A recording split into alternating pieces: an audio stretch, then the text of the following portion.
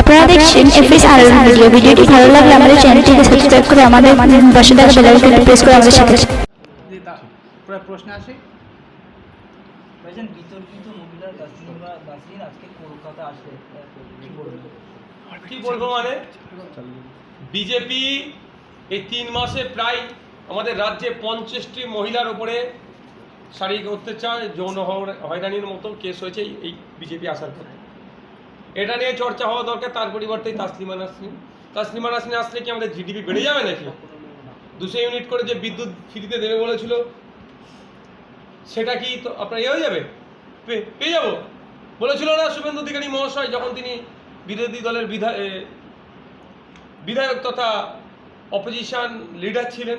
তিনি বলেছিলেন না দিল্লির মতো কি বলে আপনার পেট্রোল ডিজেলের দাম হয়ে যাবে, 450 টাকায় গ্যাস পাবো।